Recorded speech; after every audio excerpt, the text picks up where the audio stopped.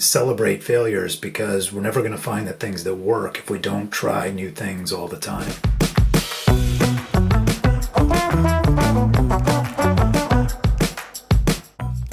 Welcome to Stickology. My guest today is Tom Hassell, president of Life is Good, the original positive lifestyle brand with a simple, powerful mission to spread optimism.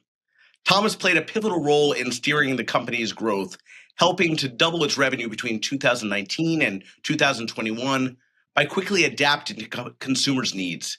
He's an expert in adaptation, technology, and innovation as tools to building a successful, optimistic corporate culture. And I'm very excited to learn from him today.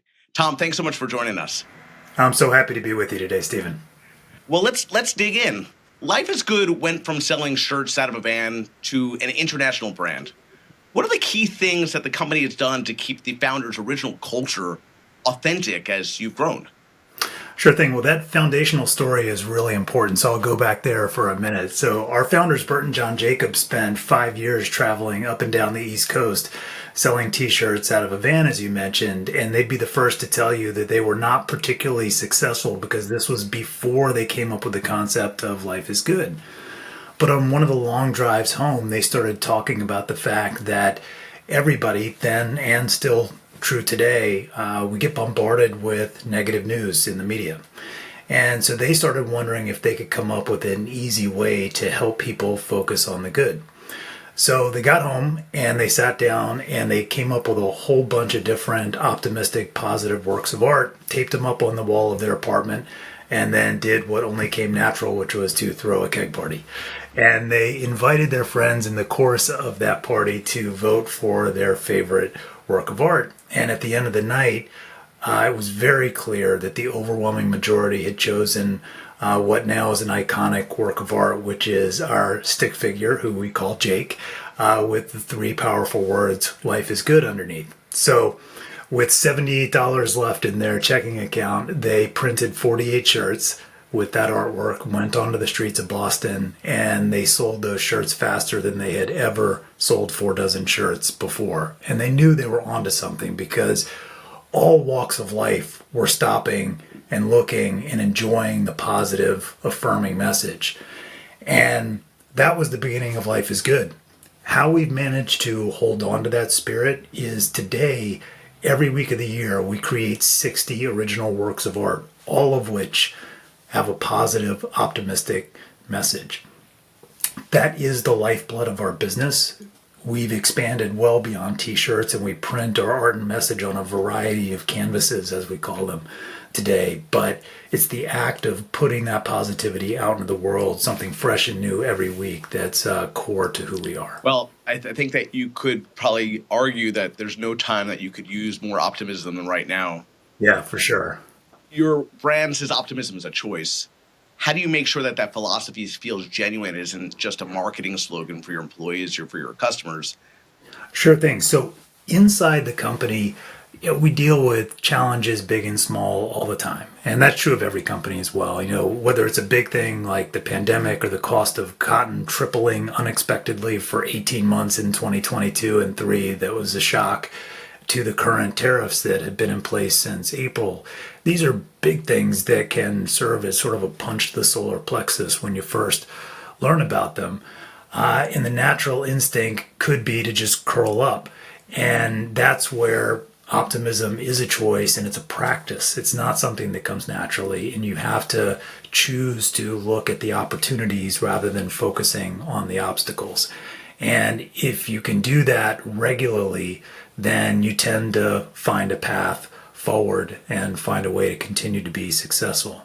And as for our customers, the act of buying a graphic t-shirt that says to the world something, anything, is a pretty declarative act. And so when people choose to buy a positive, optimistic message and wear it so that the world can see it, that's a really great thing. And that in and of itself is a step towards having a positive mindset.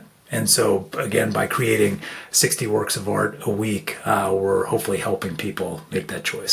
Well, I certainly subscribe to that. Between this shirt and the other one that I wear and probably worn into the ground, which is kindness is free is not only a declaration to my kids, but also to pretty much anyone who I come across. So I think there's a lot to be said for that. Well, thank you for your support. The apparel industry is constantly changing, but Life is Good has certainly kept that core message for decades. How do you balance staying true to the values with the need to innovate, though, and keep your brand as fresh as possible? So, innovation has been key to our story for the last 6 years. I would say up through 2018, we were only able to share with our customers a tiny sliver of the vast catalog of artwork that the brothers built up over the decades. And we were constantly looking at different means of printing t-shirts, but it was in 2019 that the technology got good enough for us to undertake what we call print on demand. So we made a pretty sizable investment in 2019, and we realized that we would be able to dramatically expand what we showed to our customer at any given time, starting with our direct-to-consumer website, lifeisgood.com, and now offering that to wholesale customers as well.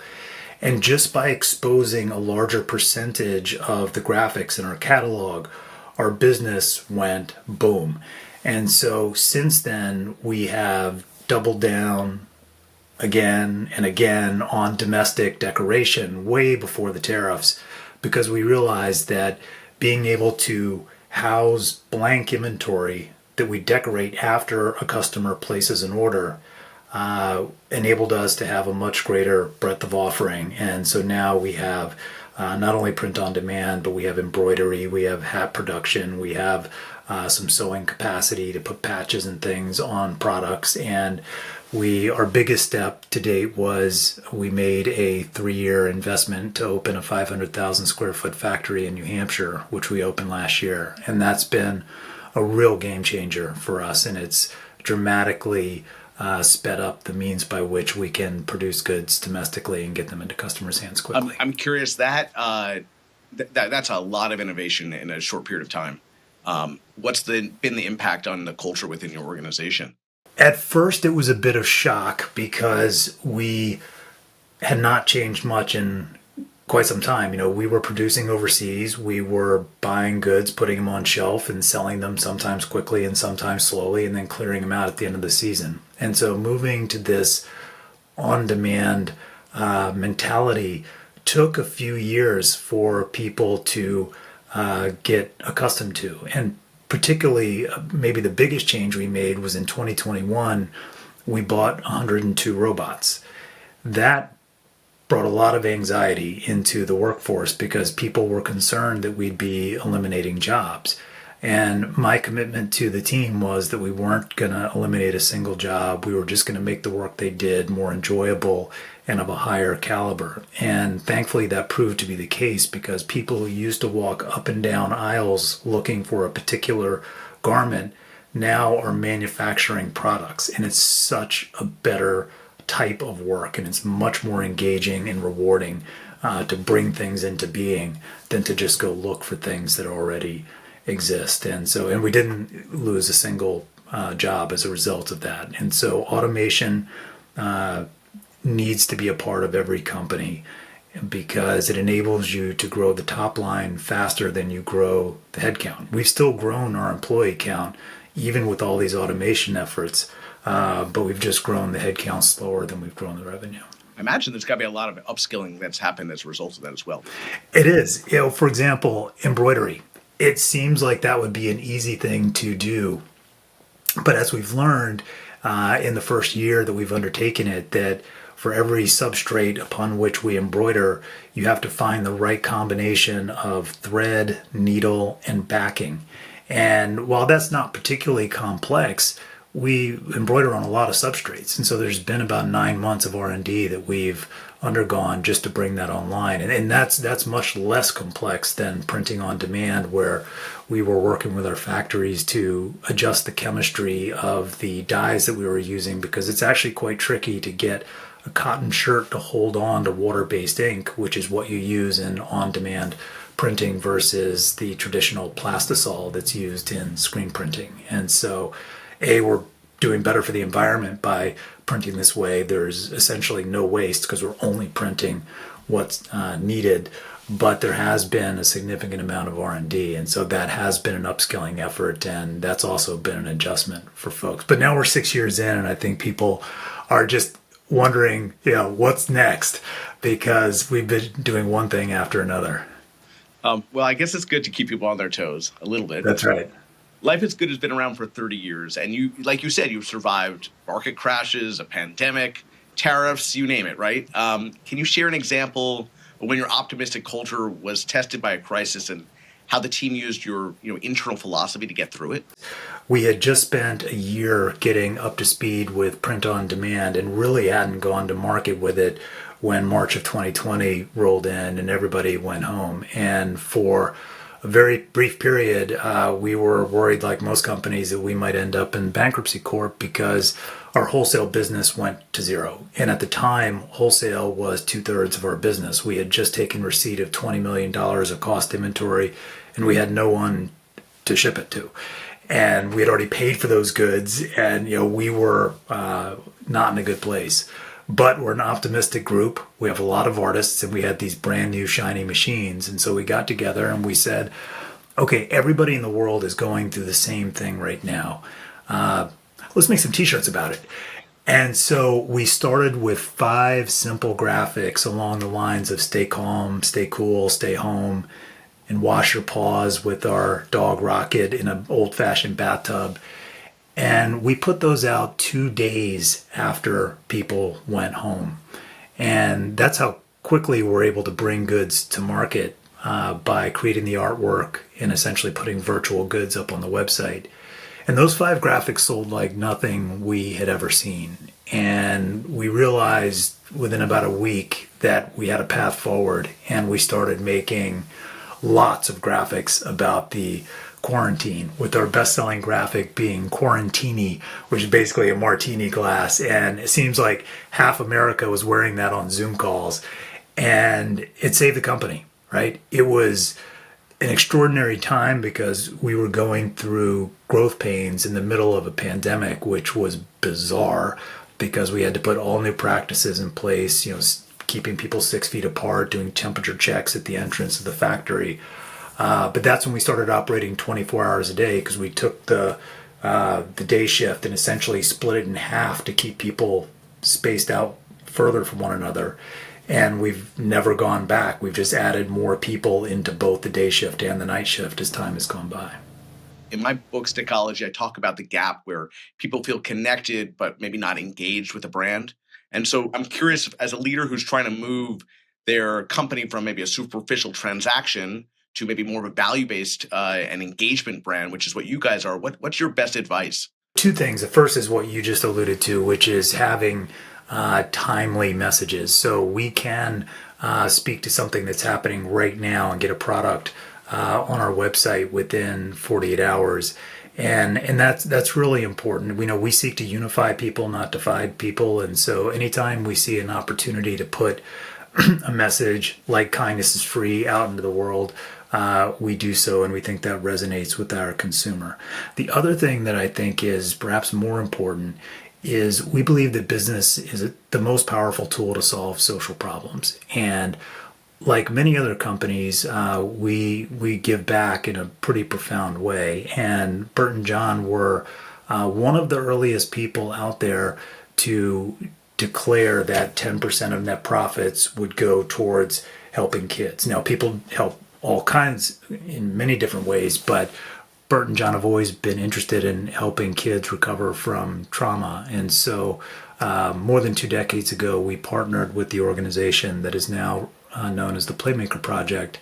And so our customers tell us over and over that they like us for 3 reasons. The first is quality product. The second are the fact that we have the optimistic, positive messages and we always have something new. And the third is 10% for kids, because they know that their purchase has a purpose when they buy from us. So if they have a choice between buying from Life is Good or someone else, they tend to buy from us because of that. It's interesting. I was going to ask you about how you balance the necessities of being a for-profit business with certainly an emphasis on giving back through nonprofit channels. And it sounds like it's a natural extension and only an enhancement of your business beyond just all the good that you're doing for society. But it seems like it's something that is enhancing your business and the connection you have with customers. That's what I'm hearing. Yeah, the two fit together hand in glove. So we have the for-profit business and the nonprofit Playmaker Project, both of which operate underneath the umbrella of the Life is Good brand. So the owners of the for-profit are the members of the nonprofit.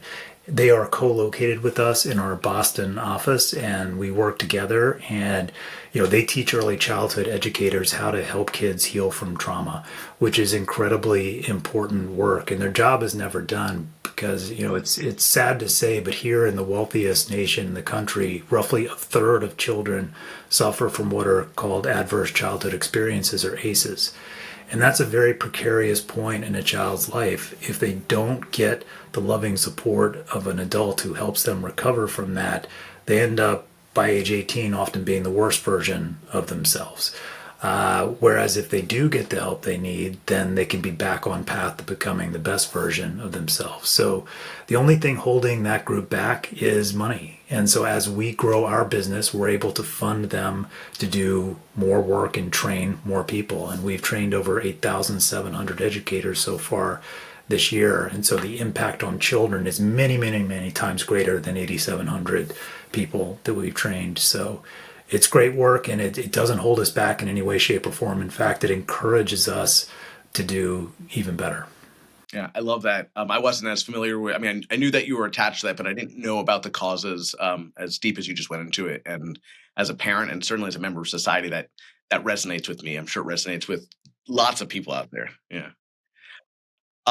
Your customers are famous for keeping your products for years. I'm one of those people. Can you share one or two customer connection stories that shows how deep relationships can go beyond just the cash register?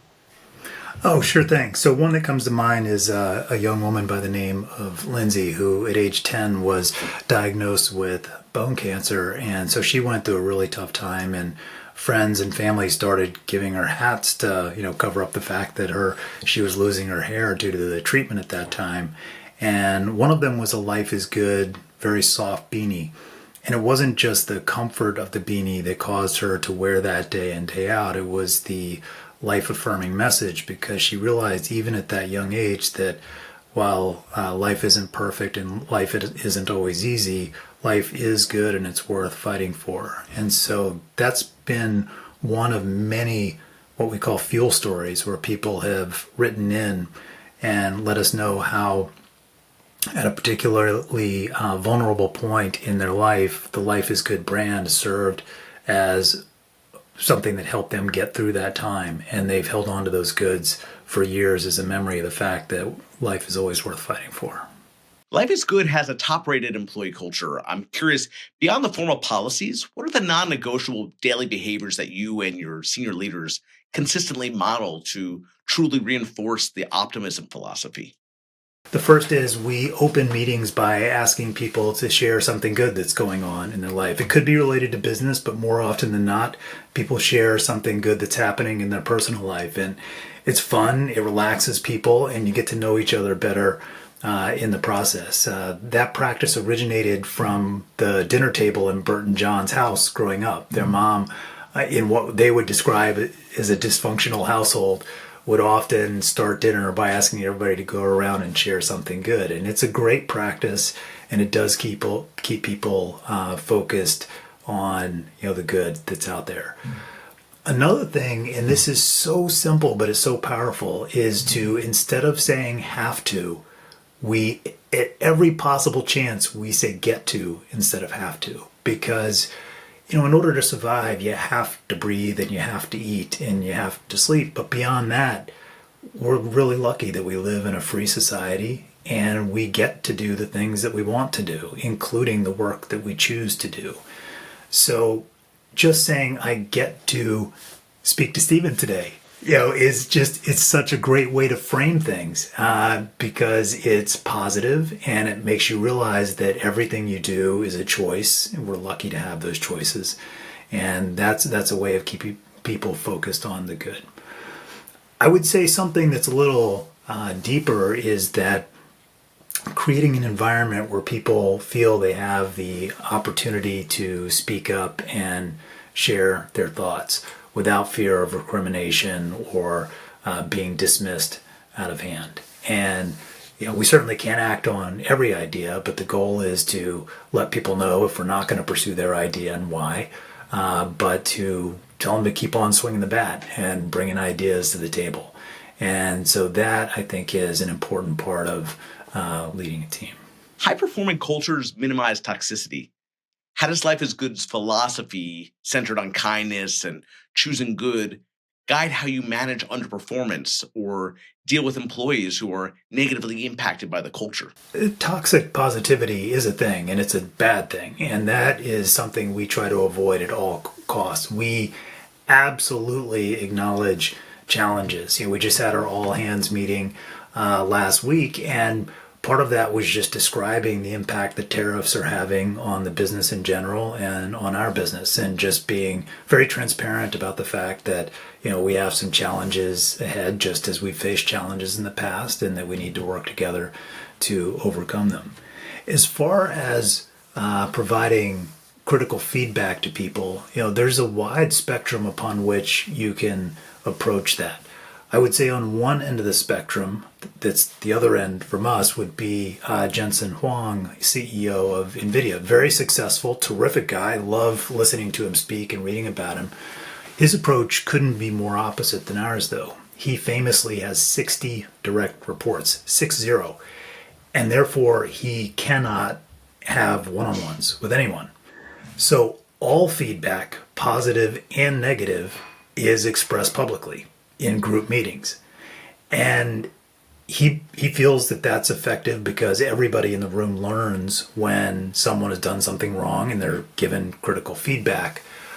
But that's a very different type of culture than what we have at Life is Good.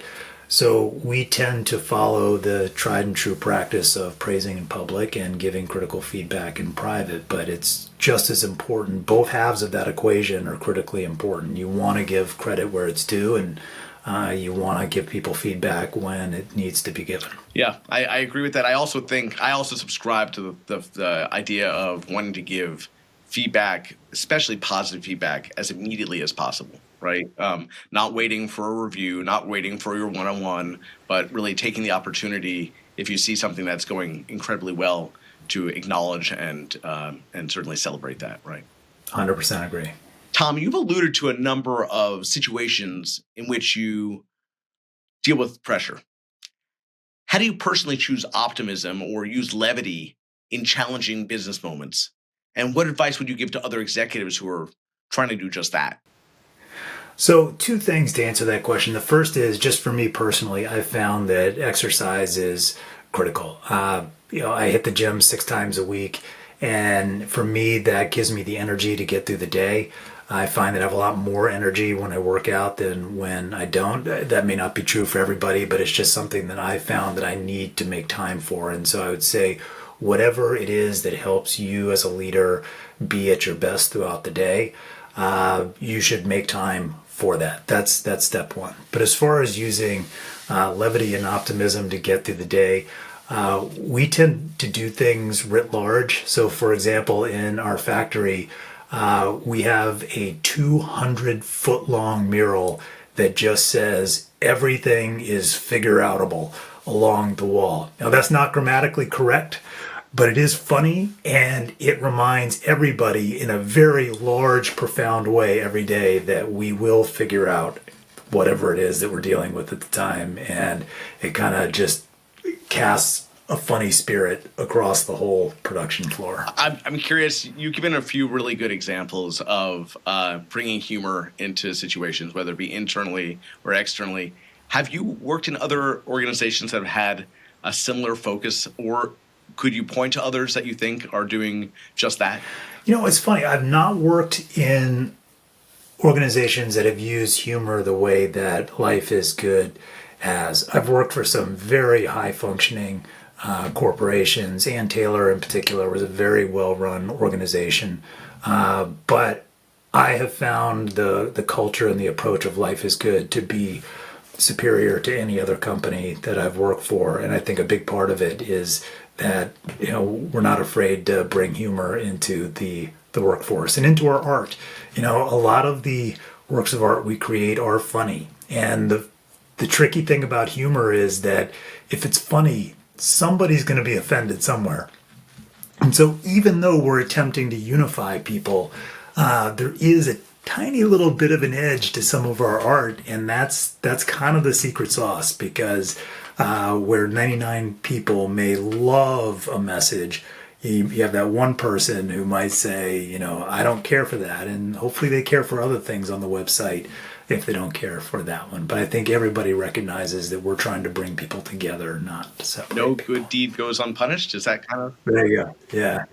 As a business leader who's just starting out or trying to revitalize their company, what's your advice for building an amazing culture and a resilient brand that people will genuinely love the same way they do Life is Good? Great question. I think the first thing is to develop a mission statement that's something just shy of to save the world, right? So our mission is to spread the power of optimism, which is pretty lofty, but it is actually descriptive of what we do, and it's a way of focusing and energizing and motivating our employees, myself included. It's great to go to work every day knowing that you're working to, help spread positivity and to help kids heal from trauma. So while not everybody's in this business of positive art and message, every business exists to make the world a better place, right? You're trying to solve a problem as a business. So on the grandest scale, what are you seeking to do as an organization if you do your job really well? And that should be your mission statement. So that, I think, is important. The other is to give back. Doing good is good for business. So what we've done with 10% for Kids has helped us more than any amount of money we've given to the Playmaker Project, both spiritually, just knowing that we're helping people, but also from our customers coming back to us over and over again because they love the fact that the purchase has a purpose. So I would encourage everybody to figure out a way to focus their efforts. I think giving back in any way is important, but focusing those efforts on one thing and doing it really well is really helpful. And then the final thing is to create a culture where it's okay to make mistakes. I make mistakes all the time. We try things that fail, and that's okay. And I try to celebrate failures because we're never going to find the things that work if we don't try new things all the time. And so when we do find something that works, we lean into it and go after it. But it's okay to make mistakes and just try something different the next day. I love that. And by the way, it's also just a really good example of great leadership, because when people at the top are willing to admit their own mistakes or identify areas for improvement, it really opens up the floodgates for everyone below them to do just that as well, right? I agree. Yeah. Tom, this is really fun. A lot of really inspiring things that you guys are doing over there, and things that I think a lot of us would probably want to put in place in our own organizations as quickly as possible. So I appreciate you sharing a lot of these tidbits with us and spending time with us today. Great. Stephen, thank you so much. It's been a pleasure.